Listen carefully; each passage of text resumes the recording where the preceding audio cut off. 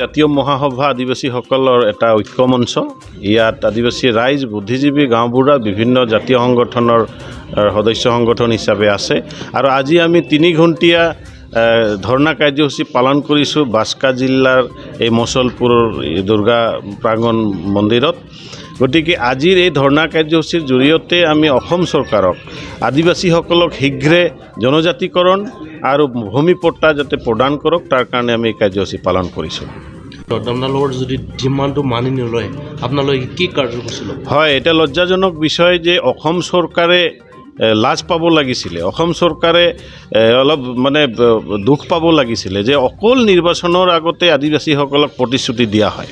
জনজাতিকৰণ দিয়া হ'ব 1 মাহৰ ভিতৰত, ভূমি পট্টা দিয়া হ'ব 10 দিনৰ ভিতৰত, বিভিন্ন সমস্যা সমাধান কৰা হ'ব 20-30 দিনত।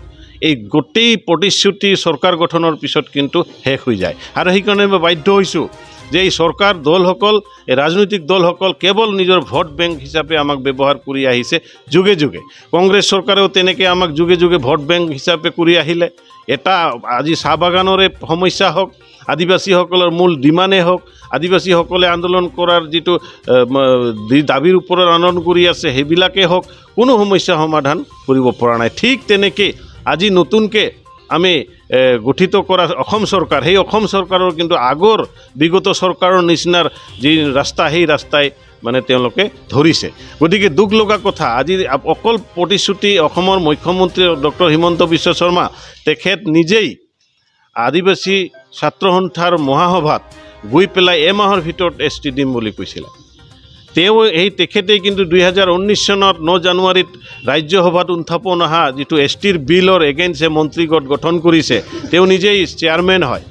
ইতিমধ্যে আহ্বায়ক আমাৰ চন্দন ব্ৰহ্ম আছিলে।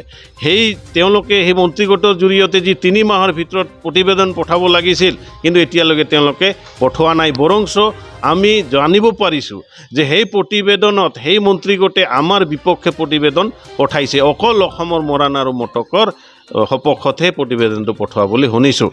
আমি আহ্বান জনাইছোঁ অসম চৰকাৰক শীঘ্ৰে যাতে তেওঁলোকৰ স্থিতি স্পষ্ট কৰক। অসমত বসবাস কৰা চান্তাল, ওৰাং, মুণ্ডা, গঁড়, খাৰিয়া, কল, ভিল এই বিভিন্ন জাতিসমূহক যদি জনজাতিকৰণ দিব নোৱাৰে তেওঁলোকৰ স্থিতি স্পষ্ট কৰক। জনজাতিকৰণ দিম বুলি বাৰে বাৰে প্ৰতিশ্ৰুতি দিয়া বন্ধ কৰক। নহ'লে আজি অসমৰ জনগণৰ লগতে আদিবাসীসকলে এই যে ৰাজনৈতিক দলবিলাকে মিছা প্ৰতিশ্ৰুতি দি পেলাই চৰকাৰ গঠন কৰে, আমি কি বিশ্বাসত ৰাজনৈতিক দল হিচাপে ল'ম? কি বিশ্বাসত চৰকাৰক আমি বিশ্বাস কৰিম? তেওঁলোকে অকল প্ৰতিশ্ৰুতি যিবিলাক দিয়ে সেই প্ৰতিশ্ৰুতিবিলাক এটাও তেওঁলোকে পূৰণ কৰিব নোৱাৰে। গতিকে আহ্বান জনাইছোঁ আদিবাসী ৰাইজ, অসমৰ মুখ্যমন্ত্ৰী ডাঙৰীয়াক তেওঁৰ স্থিতি স্পষ্ট কৰক যে অসমৰ আদিবাসীসকলক ST দিয়ে নে নাই। ইতিমধ্যে 2006 চনৰ বন অধিকাৰ আইন, সেই বন অধিকাৰ আইন 2006ৰ অধীনত 2020-2019 চনত BTCৰ বিভিন্ন জিলাত ট্ৰেডিশ্যনেল ফৰেষ্ট ডুৱেলাৰসকলক, বড়ো হওক, আদিবাসী হওক, যিবিলাক ট্ৰেডিশ্যনেল ফৰেষ্ট ডুৱেলাৰ তেওঁলোকক এলটমেণ্ট দিছিলে। কিন্তু আজি নাটকীয়ভাৱে আজি নতুন চৰকাৰ গঠন হৈ কিন্তু আজি এলটমেণ্ট দিয়া বন্ধ কৰিছে। আৰু বিভিন্ন মেল মিটিঙে আমি শুনিব পাইছোঁ যে এই যে 2019-20 চনত DCৰ জৰিয়তে ফৰেষ্টলেণ্ড এলটমেণ্ট দিয়া বোলে অবৈধ। যদি সেই DCয়ে চাইন কৰা এলটমেণ্ট চাৰ্টিফিকেট অবৈধ, তেতিয়াহ'লে কি সেই ডিচিজনো অবৈধ নেকি? আমাৰ সন্দেহ হৈছে যে চৰকাৰক প্ৰতিনিধিত্ব কৰা চৰকাৰৰ আইন পৰিচালনাৰ নামত যিসকলক আমি নিৰ্বাচিত কৰোঁ, সেই নিৰ্বাচিত নেতাসকলে তেনেকুৱা এটা আইনৰ বিপক্ষে গৈ পেলাই কথা কোৱাটো কিমান গ্ৰহণযোগ্য? গতিকে আপোনালোকে চিন্তা কৰক, আপোনালোকে চেষ্টা কৰক, আপোনালোকে আমাৰ দাবী মানি লওক যে 2006 চনৰ বন অধিকাৰ আইনৰ জৰিয়তে যিটো কণ্টিনিউ কৰা হৈছিলে সেইটো আকৌ পুনৰ যাতে দিয়া আৰম্ভ কৰক। ভূমি পট্টা আজি অসমৰ 850তকৈও বেছি চাহ বাগানত আদিবাসীসকল আজি 250 বছৰ 300 বছৰ জুৰি তেওঁলোকে বসবাস কৰি আছে। তেওঁলোকৰ পূৰ্বজসকলৰ থকা ঠাইতে আজি নাতি পুতি যিমানসকল তেওঁলোকে আজি বসবাস কৰি আছে। কিন্তু সেই ঠাইডোখৰত আজিলৈকে চৰকাৰে দখলস্বত্ব হিচাপে মাটি পট্টা দিম বুলি, ভূমি পট্টা দিম বুলি কেইবাবাৰো প্ৰতিশ্ৰুতি দিছে, কিন্তু আজিলৈকে ভূমি পট্টা নহ'ল। ভূমিহীন অসমত বহুত আদিবাসীসকল আছে, সেই ভূমিহীনসকলক কিন্তু যিটো অন্যান্য জনগোষ্ঠীক ভূমিহীনসকলক 2 বিঘা 3 বিঘাকৈ এলটমেণ্ট দি আছে আজিলৈকে কিন্তু আদিবাসীসকল পোৱা নজিৰ নাই গতিকে অসম চৰকাৰক এই মাহী আইৰ যিটো দৃষ্টি এই মাহী আইৰ দৃষ্টিৰে আদিবাসীসকলক চাইছে সেয়া বন্ধ কৰক পৰিহাৰ কৰক আমিও ৰাজনৈতিক প্ৰত্যুত্তৰ দিবলৈ আমি সাজু আছোঁ আজি 2016 চনত নতুন চৰকাৰ আমি আনিছোঁ 2016 চনত আমি আগৰ চৰকাৰক খেদি পেলাই তেওঁলোকে নকৰা কামৰ কাৰণে নতুন চৰকাৰক আমি আজি নিৰ্বাচিত কৰিছোঁ সেই চৰকাৰে চেষ্টা কৰক অথচ আদিবাসীসকলৰ লগতে অসমৰ জনগণৰ যি সমস্যা জনগোষ্ঠীয় যি সমস্যা সমাধানৰ কাৰণে জনগোষ্ঠীয় সমস্যা সমাধান হ'লে আদিবাসীসকলৰ মৌলিক অধিকাৰ সমাধান হ'লে কাৰো ক্ষতি নহয় বৰঞ্চ অসমৰ কাৰণে লাভহে হ'ব গতিকে বৃহৎ এই বাৰে বননীয়া জাতি সংস্কৃতি কলা কৃষ্টিত হাবুতি ধৰি অসমত যি অসমীয়া হিচাপে আমি পৰিচিত সকলোৰে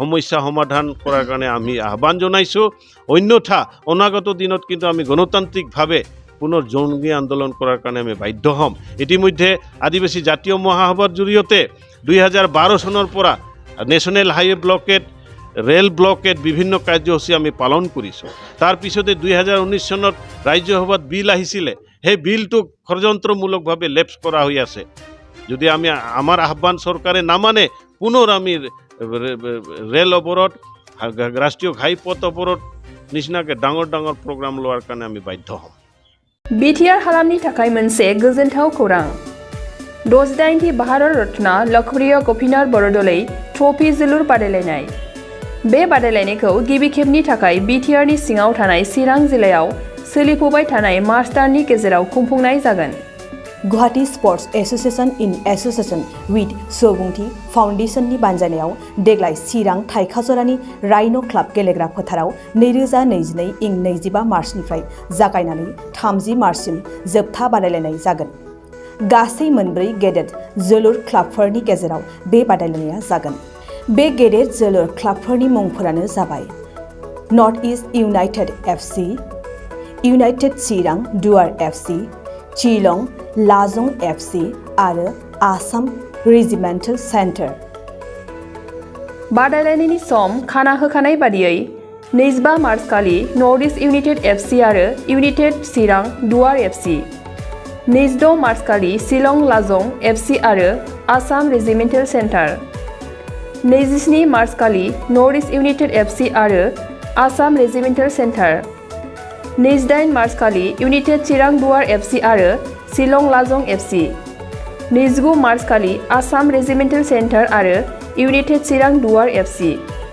30 मार्च खालि नर्थ इस्ट इउनाइटेड एफसी आरो शिलं लाजं एफसी नि गेजेराव बे बादायलायनाया जागोन जानो थांनाय बे बादायलायनायनि टिकेटखौ दानिफ्रायनो टिकेट काउन्टाराव होनाय जाबाय नायनो गोसो गुदुं एबा जोलुर बादायलायनायखौ मोजां मोनग्रा सुबुंफोरा थाबैनो टिकेटनि थाखाय 9547461257 जानबुं नम्बराव जगाजग खालामहरनो हागोन एबा बुकिं खालामहरनो हागोन